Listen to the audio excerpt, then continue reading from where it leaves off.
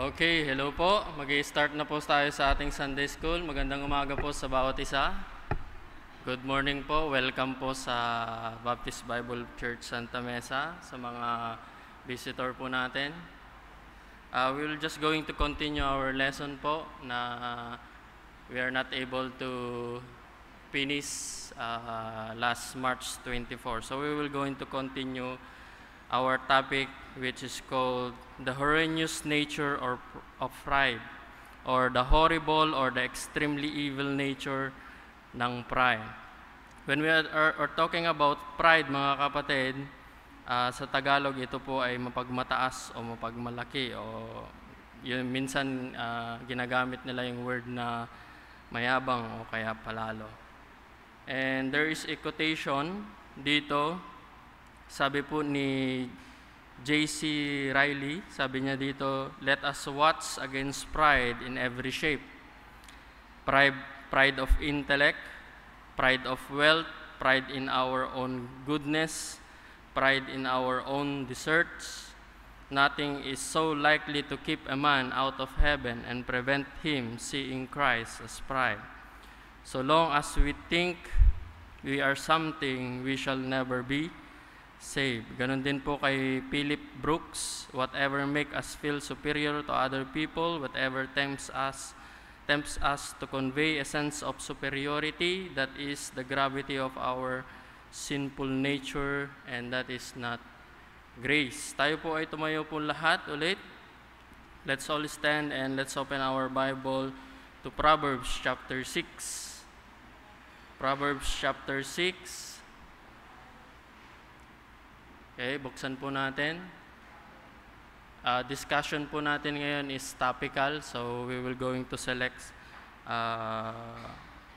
many passages of the scripture, and we were going to talk about pride. Proverbs chapter 6, nandyan na po ba kayong lahat? Say amen. Okay, sabi po dito sa verse 16 hanggang 19. Sabi po dito, "These 6 things that the Lord hate, yea, 7 are an abomination unto him." So, ibig sabihin po niya, meron pong 7, yung 6. Sabi dito, God hate, yung pampito, ito po yung, kung meron mang pinaka-anong kasalanan, ito po yung pinaka-hate ng Panginoon. Ito po yung karumal-dumal na kasalanan na ayaw ng Panginoon. Verse 17, "A proud look," that's number 1, "a lying tongue, a hand that sheddeth innocent blood, an heart that deviseth wicked imagination, feet that besweep in running to mischief, a false witness that speaketh lies, and he that soweth discord among the brethren." So tayo po ay sumaglit na manalangin. Let's pray. Gracious loving Father, again Lord, we are so thankful for this day again. Thank you, O Lord, throughout the week by your grace and your love, you sustain us. Thank you, O Lord, for your mercies, and thank you, O Lord, for the opportunity once again to gather together as a believer to worship you in spirit and truth. And we just pray, Lord, that our gathering, O Lord, give glory to your name and it pleases you. And we just pray, Lord, as we look upon this topic about pride, we just pray, Lord, that is there anything that pride in our life? We just pray, Lord, that you will be the one to correct us and help us, O Lord, to repent about it, O Lord. And we just pray, Lord, that in our midst, we just pray, Lord, that you give us wisdom once again as we study thy word, and humility in our mind, in our heart, to accept the truths which is in thy word, O Lord. Forgive us for our sin. In Jesus' name we pray. Amen. You may be seated po, mga kapatid. Alam po natin, in terms of worshiping, napaka-detalye po ang Panginoon in terms sa pag-worship po sa Kanya. And we can see in the scripture na marami po yan sinabi po ang Panginoon in terms po dyan. Pero alam po natin that God is not only strict concerning the worship to Him, but concerning as well to the relationship of each other. Concerned din po ang Panginoon dyan. That's why we will going to talk about pride, because that pride that we have will going to affect our relationship to God, and at the same time, it will affect our relationship to others. At yan po yung pride.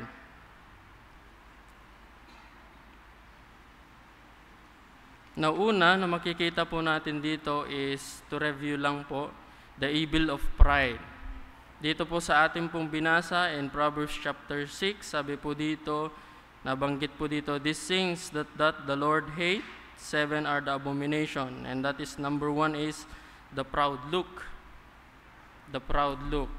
Or in other word, kung meron mang masihigit sa pride, yung deeper na pride, ang tawag po dyan is haughty eyes. Or proud people look down on other people because they feel superior. Mas mataas sila kaysa sa iba. They value themselves under value naman sa others. And dahil po sa pride na yan, sasabihin ng isang tao, I am better than someone else. And that pride brings fall to Satan, he himself, because of pride. Di po ba? In Isaiah, punta po tayo ulit sa Isaiah chapter 14.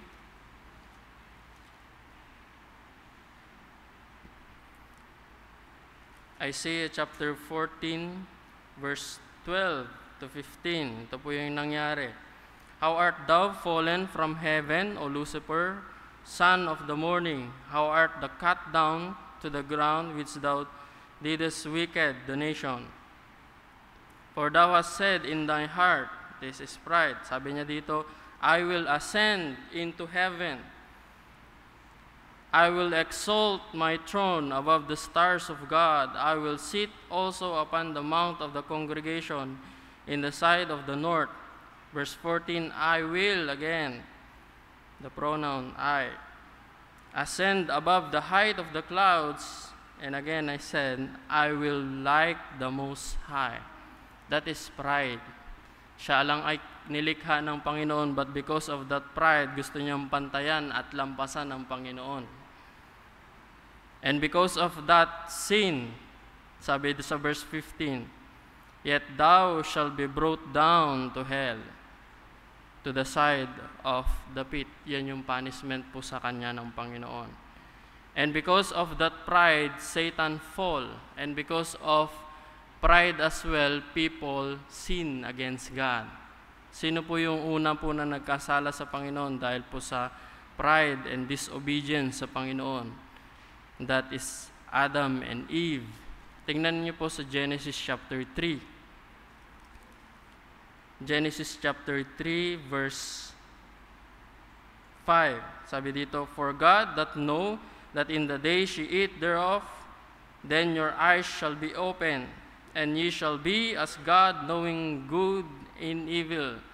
That is the word of Satan na sinasabi ko po kay Eve during that time. And when the woman saw that the tree was good for food, and that is what's pleasant to the eyes, and a tree to be desired to make one wise, she took and ate thereof, and did eat, and gave also unto her husband with her, and he did eat.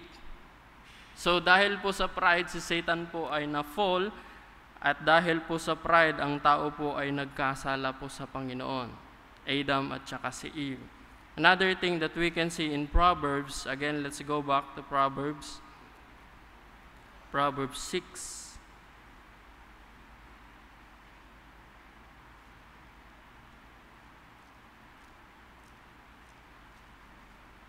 Sabi po dito, not only a proud look, but also a lying tongue. And alam po natin na si Satan he is the father of lies. Di po ba? In John chapter 8, verse 44. And we can see yung pangatlo dito, sabi po dito, hand that sheddeth innocent blood. And we know in John chapter 8, verse 44, Satan also is a murderer. Saan po nagsimula lahat yan? Sa pagiging proud ni Satan. Ano pa? Yung number 4, heart that deviseth wicked imagination. God hate it when people plan out evil. During the time of of Christ. Ano po yung ginagawa po ng mga Pharisees, mga Sadducees? They are planning to destroy Christ. They are always putting some traps so that Christ will be trapped, and then the people will going to hate Him. Another thing, Judas. Plano po niya, yung wickedness, imagination po ni plan. Ano naging plot po ni Judas? He betrayed Jesus Christ, di po ba? And that is the work of Satan, and that is the cause of our pride. Another thing, feet that be swift in running to mischief or running to do evil, ready to yield to sin. Yung gustong-gustong gumawa ng kasalanan, ayaw niya ng Panginoon. And yung pang-anim, a false witness that speaketh lies. A lying tongue, sa sarili lang yon, but he witnesses also false to others. And we can see that in Exodus chapter 20, verse 16, that God commanded that we should not bear false witness against others or thy neighbors. At yung pang-pito, mga kapatid, in which this is the abomination na sinasabi ng Panginoon, yung pinakaayaw ng Panginoon na kasalanan is he that soweth discord among brethren. That is, Satan wants yung maayos na relasyon. Gusto ni Satanas na sirain yung maayos. Maayos na pamilya, maayos na pagkakaibigan, maayos na simbahan. Yan yung gusto ni Satan. However, in the other side, ano yung gusto ng Panginoon sa relasyon? Yung sa relasyon ay dapat maging intact, magiging matatag. Ganun ang relasyon sa pamilya. Dapat ang pamilya sama-sama nagkakaisa. Ganun din ang kaibigan. Ganun din ang iglesia. Yan yung nais ng Panginoon. Now, let's go to the second one. The evil of pride, and the second one is manifestation of pride. Dito natin makikita o nagpapakita na merong pride ang isang tao. Una na ating na-discuss is pride of moral self-righteousness. Magiging pride ka sa iyong sarili, proudful ka sa iyong sarili dahil alam mo na mas mabait naman ako kaysa sa iba eh. And in Luke chapter 18,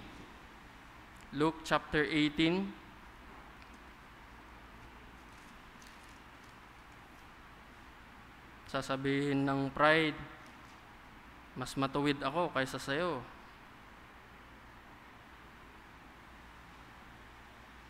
Luke 18.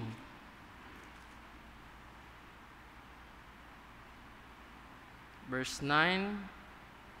Sabi po dito, and he spake this parable unto certain which trusted in themselves, that they were righteous. Not only they are saying that they are righteous, but they are despising others. Hindi lang nila nakikita yung sarili po nila na matuwid sa harapan ng Panginoon, dinidespise pa nila yung others. Sasabihin nila, righteous ako, kayo, tingnan nyo yung pag-uugali nyo. Tingnan nyo sa verse 10. Two men went up into the temple to pray, the one a Pharisee and the other a publican. Alam po natin, ang Pharisees, they are those people that are, tawag nito, they are doing what is the law. They are known about the law. They are doing it. Talagang gusto nilang gagawin yan. Pero ano niyo yung mga Pharisees? The Lord said to them, your lips, you worship me with your lips, but your heart is far from me. And yung publicans, ito yung mga tax collector. Pagiging isang tax collector, nandyan yung kasalanan, just like Zacchaeus, na instead na yung tama lang yung sisingilin niya is exceeding from the tax na dapat na singilin. So these two pray together to the Lord, the Pharisees and the other one is the publicans. So the Pharisees stood and prayed thus with himself. Sabi dito, God, I thank thee that I am not as others men are, extortioners, unjust, adulterers, and even as the publican. Sabi niya dito, I twice a week. I give tithes of all that I possesses. And these publicans," is despising the publicans, "standing afar off, would not lift up his so much as his eyes unto heaven, but smote upon his breast, saying, God, be merciful to me, a sinner." Verse 14, "I tell you, this man went down to his house purified rather than the others. For everyone that exalted himself shall be abased, and he that humbleth himself shall be exalted." And in verse 18, parang series dito, no? In 18 hanggang 24, sabi po dito, "And a certain ruler asked him, saying, Good master, what shall I do to inherit eternal life? And Jesus said unto him, Why callest thou me good? None is good, one save one. This is God." Because this person is thinking that he is good. And because he is thinking that he is good, he will going to inherit eternal life. However, the Lord says, there is none good but God alone. Verse 20, "Thou knowest the commandments, do not commit adultery, do not kill, do not steal, do not bear false witness, honor thy father and thy mother." At ito yung sagot niya. And he said, "All this have I kept from my youth up."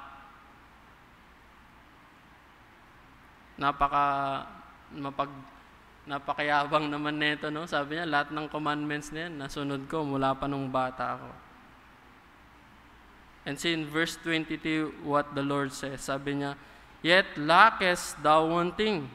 Sell all that thou hast and distribute it unto the poor, and thou shalt have treasure in heaven, and come follow me." And when he heard this, he was very sorrowful, for he was very rich.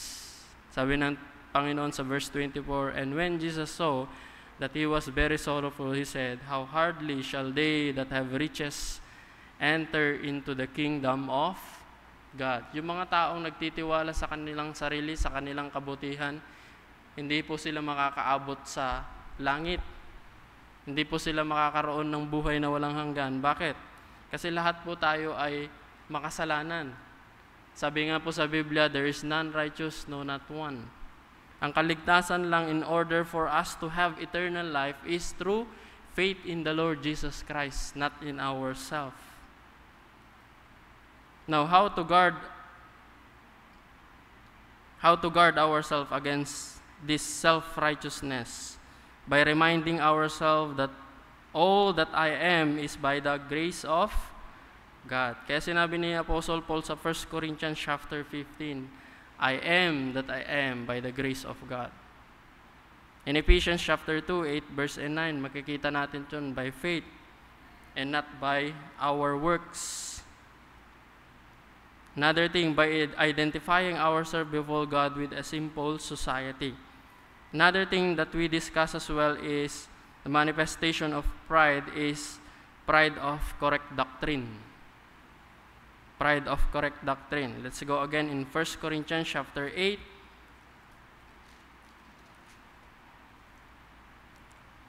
Their problem here was mentioned in verse 1. 1 Corinthians chapter 8. Pride of correct doctrine. Ang problema po nila sa church po nila during that time is this. Sabi niya dito, "Now, as touching things offered unto idols."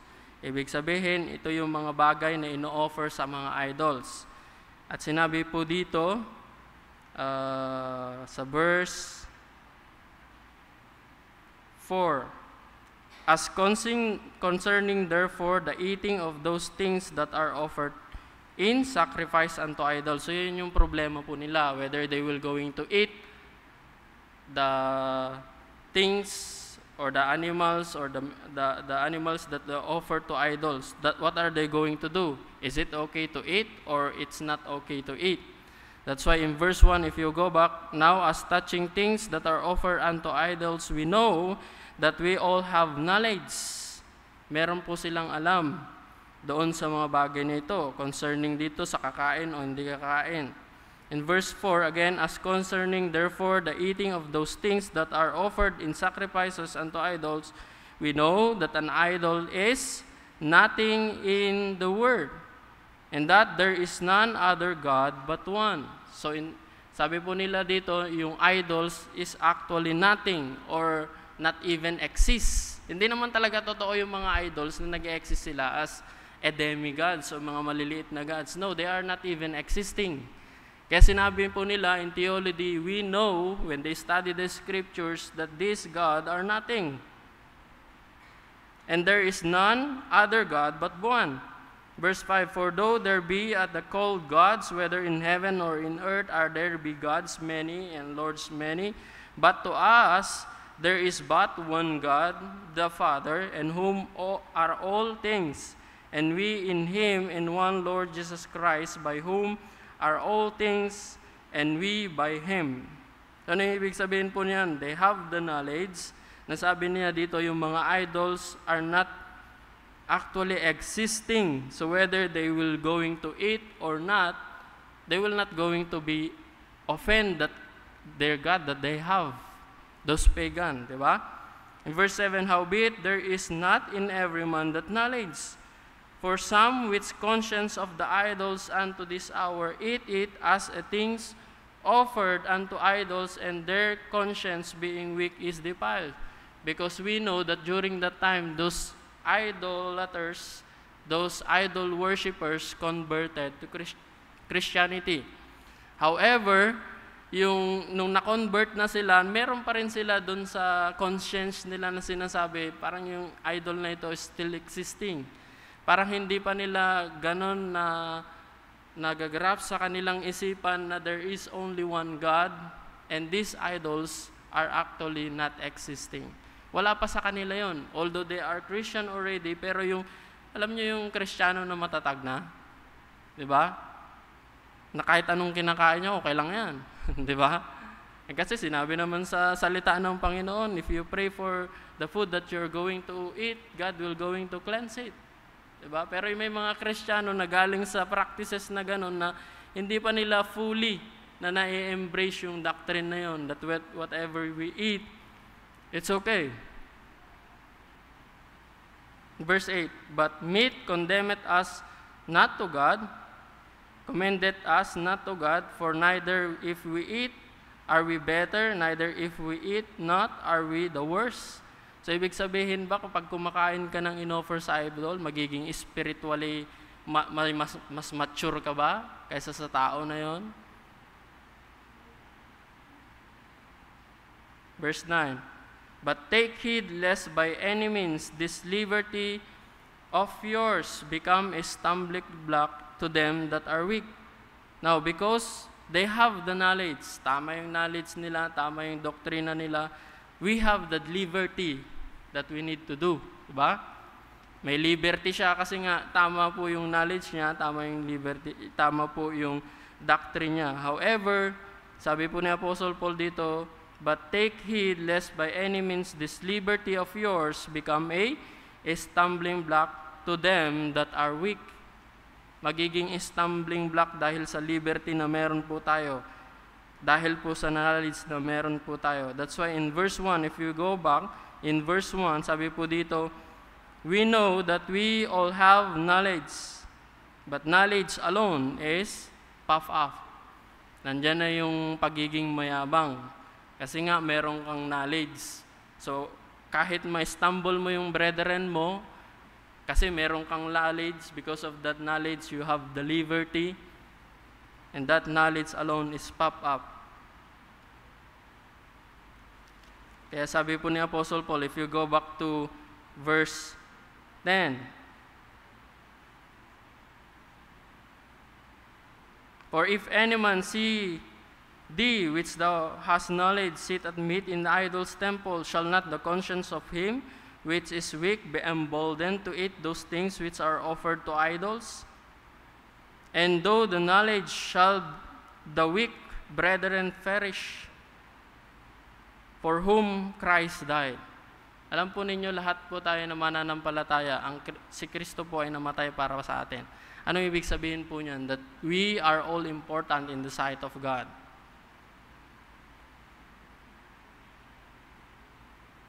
Verse 12, but when ye sin so against the brethren, and would their weak conscience, ye sin against Christ.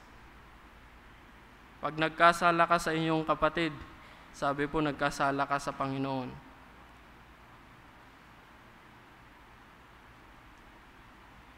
Kaya sabi dito, wherefore, if meat makes my brother to offend, kung ma-offend siya sa pagkain mo ng in-offer sa idols na ito, sabi niya, I will eat no flesh while the word standeth, lest I make my brother to offend. That's why if knowledge alone, sabi dito, it will be puffed up in verse 1. But charity edifieth, it will build the person. That's why knowledge and love will always go together. Kasi kung knowledge lang yan, you have the liberty, wala kang pakialam kung matitisod, ma-offend ang kapatiran mo. But if you have that knowledge, you have that liberty, but that liberty that you have now is have that limit. Why? Because of our love. May liberty ka, kainin mo yung gustong kainin, pero yung liberty po na yan ay malilimitahan dahil mahal mo ang iyong kapatiran.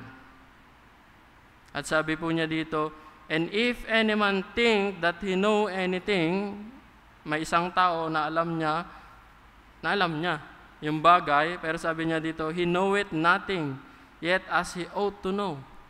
Tingnan ninyo, alam nila that there is only one God, there is only one Lord, and the idols are nothings. They know it. Pero yung bagay na dapat nilang malaman pa, ay hindi nila nalalaman. Ano po yun? And that is love. Nakalimutan po nila yung love. Kung isasama sana nila dito, no? Knowledge and then love goes together, it's good. It's benefit of others and you yourself as well. Kaya in Acts chapter 26, I think in Acts chapter 26, ano yung naging settlement when the council decide whether they will eat or not. The council said, it's better not to eat those things that are offered to idols. Yun yung naging conclusion po nila. And kung titingnan nyo rin, we're talking about offending our brethren. Napakatindi po yung binigay po ng Panginoon na punishment po sa mga taong nag-o-offend sa mga kapatiran. Okay? Lalo na yung mga bagong mga Kristiyano lang, tapos ikaw kumakain ka ng ang gusto mong kainin, tapos ma-offend mo yung kapatiran mo, in which Christ died for him, you will sin against God. In Matthew chapter 18, tingnan ninyo yung declaration po ng Panginoon dito.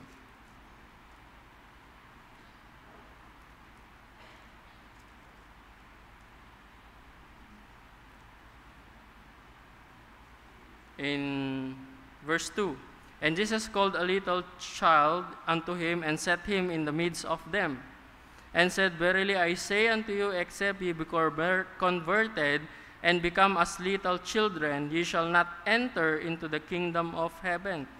Wheresoever therefore shall humble himself as a little child, the same is great in the kingdom of heaven. And who shall receive one such little child in my name receiveth me. But whose shall offend one of these little ones which believe in me, and were better for him that a millstone were hung about his neck, and that he were drowned in the depth of the sea.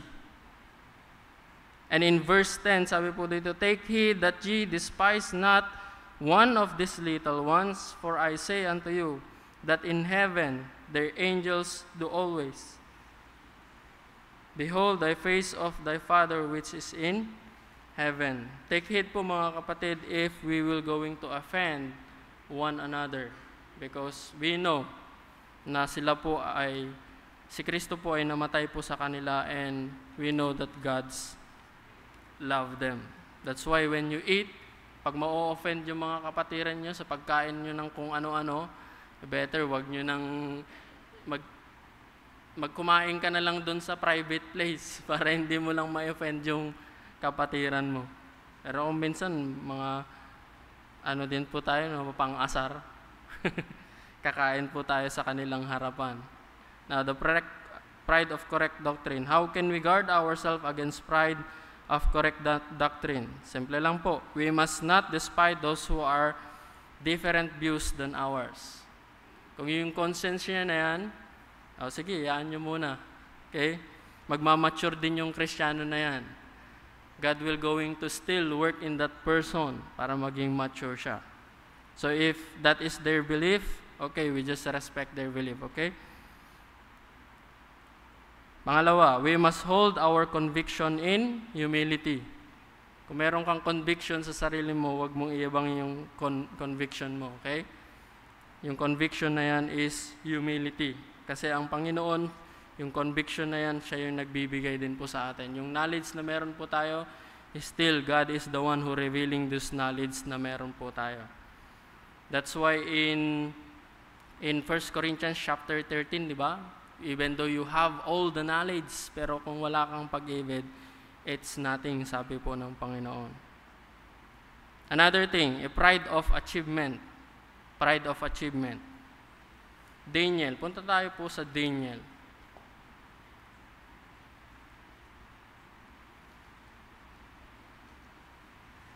Nagiging mapagmataas ang isang tao dahil po sa achievement na meron po siya. Ezekiel, Daniel. And in Daniel time, ang naghahari po dito is si King Nebuchadnezzar in verse 1 of in Daniel chapter 1.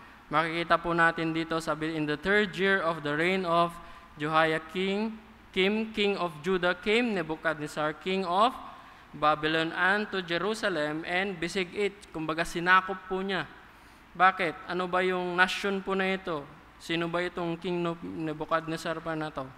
Their kingdom during their time is so powerful. Kumbaga, kung sa panahon natin ngayon, sasabihin Pilipinas ang pinaka-powerful, takot na takot ang ibang mga bansa. Parang ganun ang image ni Nebuchadnezzar po dito, yung image ng Babylon po sa kanila. That's why, tingnan po ninyo yung dream ni King Nebuchadnezzar dito.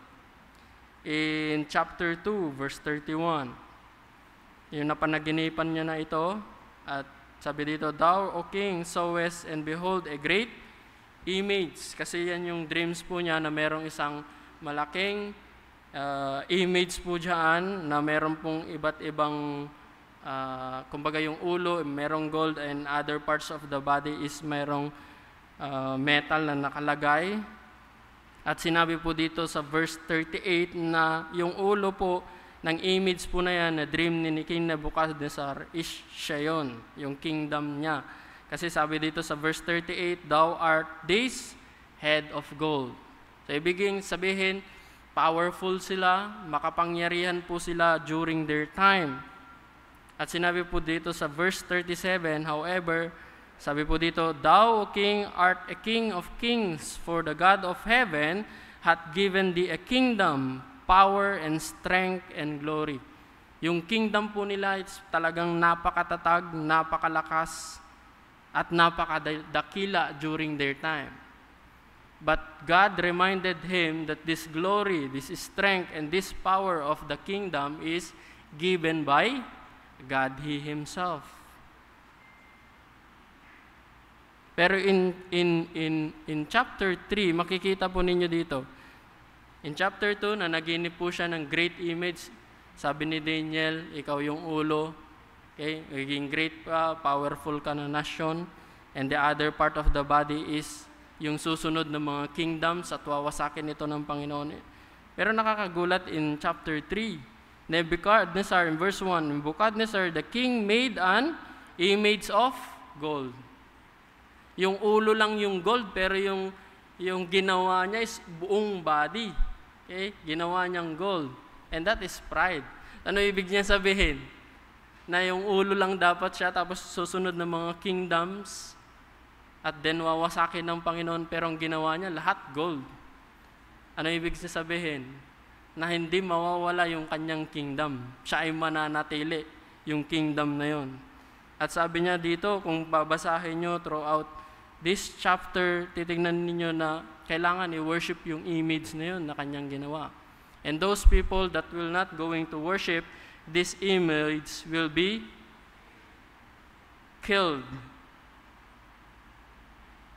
Pero alam po natin dito, nandito na po yung si Meshach, Shadrach, and Abednego na nilagay sa furnace, but God saved them, delivered them.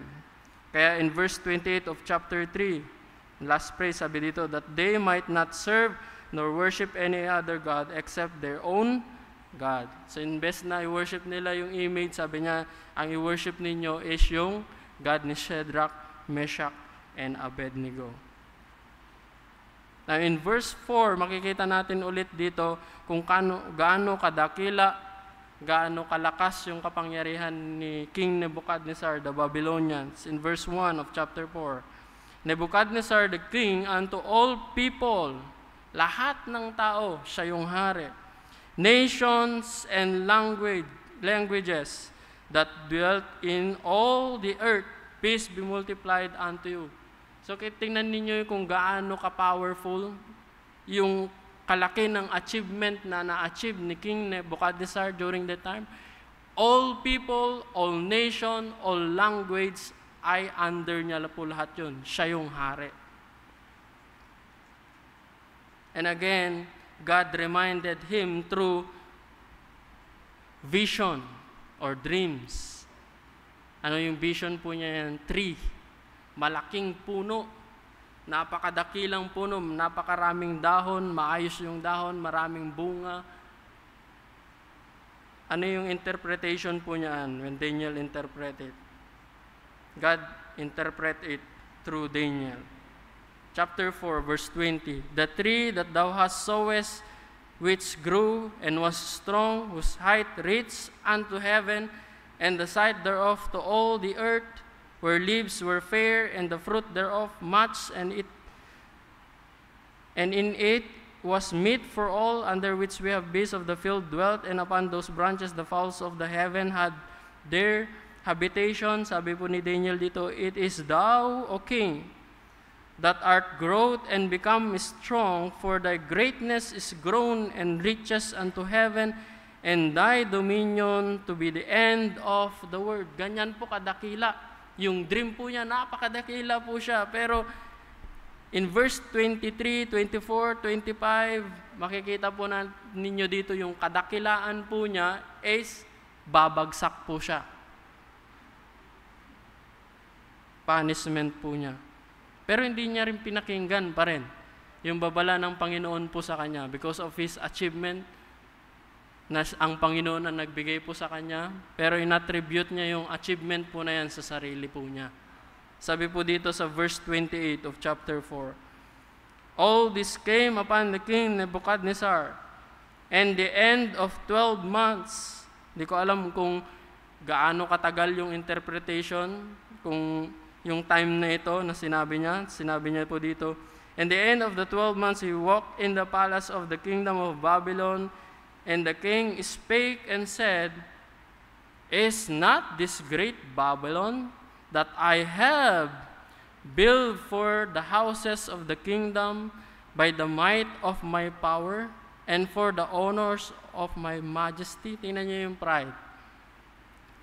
Di ba ako yung nag-build nito, yung kingdom nito? Kung dadagdagan po na, di ba power ko to, kapangyarihan ko to? That's why I have this kingdom. I have this achievement because of my power. And this power that I have is for my honor and for my majesty. Pero ito yung sinabi po ng Panginoon na punishment. While the word was in the king's mouth, there fell a voice from heaven saying, O King Nebuchadnezzar, to thee it is spoken, the kingdom is departed from thee. 32. And they shall drive thee from men, and thy dwelling shall be with the beasts of the field. They shall make thee to eat grass as oxen, and 7 times shall pass over thee until thou, that the Most High, ruleth in the kingdom of men, and giveth it whomsoever he will. The same hours was the thing fulfilled upon Nebuchadnezzar. He was driven from men, and did eat grass and oxen, and his body was wet with the dew of heaven, till his hair were grown like eagle's feathers, and his nails like birds' claws. And at the end of the day, I, Nebuchadnezzar, lift up my eyes unto heaven, and my understanding returned unto me, and I bless the Most High, and praise and honor him that liveth forever, whose dominion is an everlasting dominion, and his kingdom is for generation to generation. Verse 35. And all the inhabitants of the earth are reputed as nothing, and he doeth according to his will in the army of heaven and among the inhabitants of the earth, and none can stay his hand or say unto him, What doest thou? Verse 36. And the same time my reason returned unto me, and from the glory of my kingdom my honor and brightness returned unto me. And my counsel and my Lord sought unto me, and I was established in my kingdom, and the excellent majesty was added unto me. In verse 37, now this is the humility of King Nebuchadnezzar. I, Nebuchadnezzar, praise and extol and honor the kings of heaven, all whose works are truth, and his way judgment, and those that walk in pride he is able to abase. And ano po yung natutunan po ni King Nebuchadnezzar? That all his power, all the kingdom, all the glory that he have was given by God, he himself. Pero because of pride, he said, this is my power. I achieved this achievement because of my power, with all my might, with all my strength. But God abased him.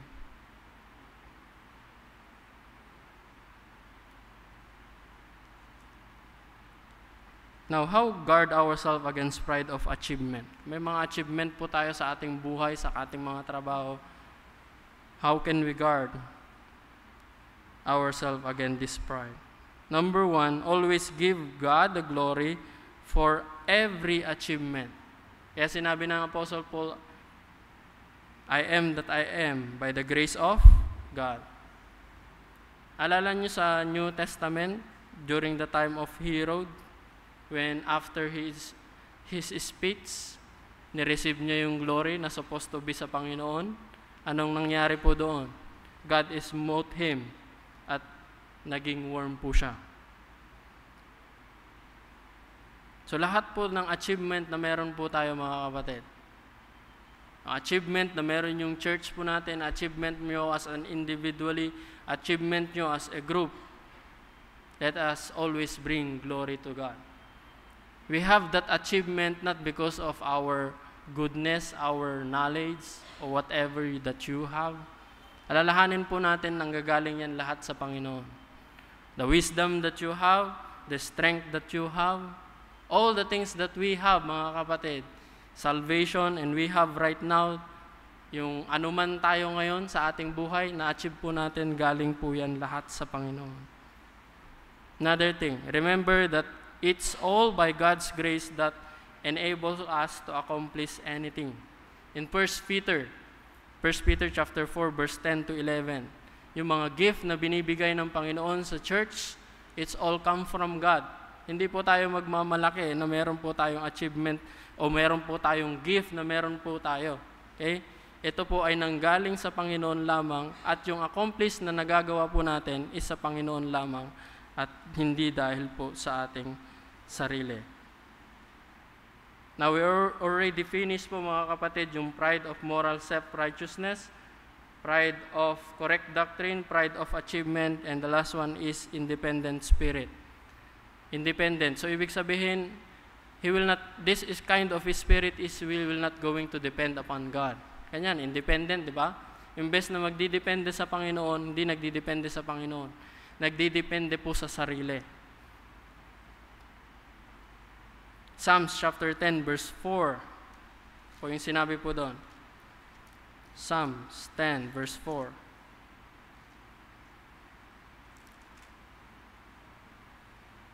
The wicked, through the pride of his countenance, will not seek after God. God is not in all his thoughts. Ganyan po mag-isip kung ang tao pong meron pong pride sa sarili. Hindi niya iniisip ang Panginoon. Hindi na siya nagre-rely sa Panginoon. But how to guard ourselves against independent spirit? Take heed of the warning that God opposes the proud in heart in Proverbs chapter 8, verse 13, and in James chapter 4, verse 6. James, puntahan po natin yung James 4.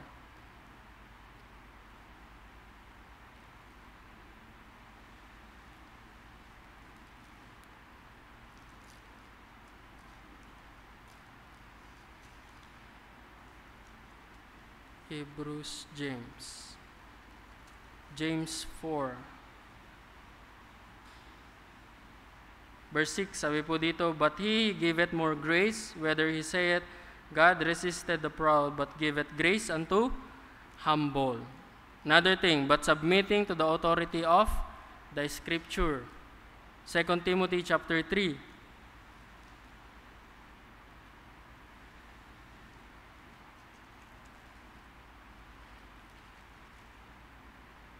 Verse 16, sabi po dito, all Scripture is given by inspiration of God and is profitable for doctrine, for reproof, for correction, for instruction in righteousness. So, we as a church, we must submit ourselves to the authority of the Scripture. Now, what is the cure of pride? Ano yung cure po na yan? Yung cure po na yan is no other than our Lord Jesus Christ. Yung pagiging mapagmataas, pagiging mapagmalaki sa sarili, makukure po yan sa pamamagitan po ni Kristo. Philippians chapter 2. 2 verse 5. Again, sabi po dito, let this mind be in you, which was also in Christ Jesus. Paano po makukure po yan? We have the attitude of Christ. If we have the attitude of Christ. If we have the mind of Christ. Kasi in verse 3, mayroong problema dito. Strife and vainglory, empty pride, pagkakampi-kampi, ay maiiwasan po yan sa pamamagitan ni Kristo He Himself. So pamamagitan ng humility ng ating pong Panginoon, pamamagitan ng pagkaalam kay Kristo, yung attitude po ni Kristo. Another thing, we must remind ourselves with the gospel every day. Verse 6, who being in the form of God, Christ Himself, though it not robbery to be equal with God, but made Himself of no reputation, and took upon Him the form of a servant, and was made in the likeness of men.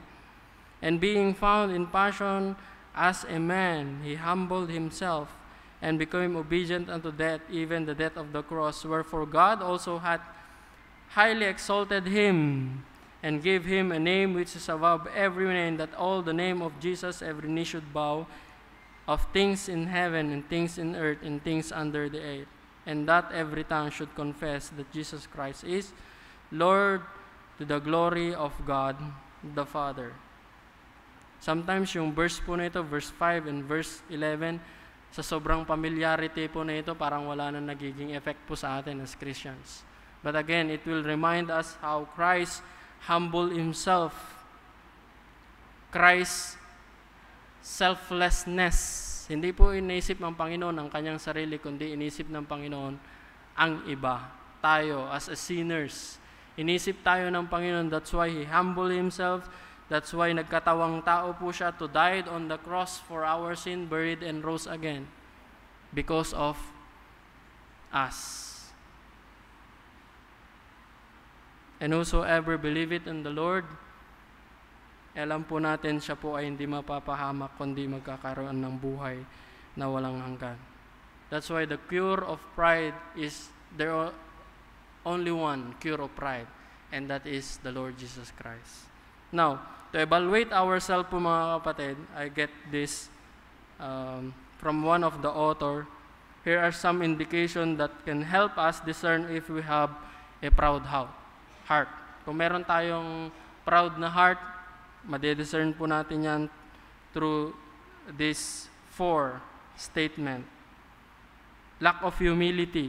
Pag walang lack of humility ang isang tao, anong ibig sabihin po niyan? A proud heart often refuses to acknowledge its shortcoming or mistake. Hindi po kung may mistake siya o mayroong pagkukulang, hindi po niya na-acknowledge. It grudges to accept constructive criticism. Ibig sabihin ng constructive criticism is to provide specific or suggestion to improve the person. Okay? Para ma-improve yung isang tao, sasabihin niya ito dapat yung gawin. Pero meron din destructive na criticism, which is walang respect, diba? Yung destructive criticism to damage the person. Pero sabi dito, and is resistant to correction. Pag ayaw magpa-correct. Second thing is self-centeredness. The proud heart primarily concern about self-promotion, seeking recognition, asserting superiority over other. It tend to prioritize person interests and ambition above the needs of other. Priority, sarili, hindi ang iba. Ikakabuti ng iba. That is self-centeredness. Another thing is judgmental attitude. Pride leads to a critical and judgmental spirit towards other. It focuses on finding faults and weaknesses in other while ignoring one's flaws. Makikita niya yung kasalanan ng iba, pero yung kasalanan niya, he himself, hindi niya nakikita. Inability to apologize or forgive. A proud heart finds it difficult to apologize or forgive others sincerely. It holds only the grudges and harbor resentment, unwilling to let go of past hurts. So mga kapatid, to evaluate our hearts, we can examine our thoughts, our motive, our action, seeking God's guidance and wisdom. So remember po mga kapatid, God hates too much pride. Let's all stand po.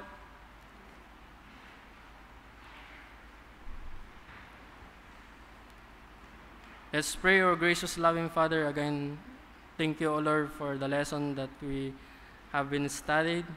We just pray, Lord, that you be the one to correct us if there is a proud heart that we have.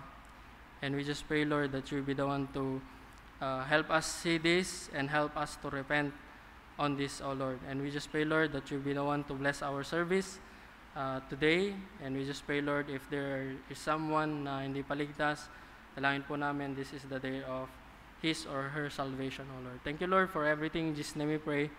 Amen. Maraming salamat po. 10 a.m. po ulit yung worship po natin together.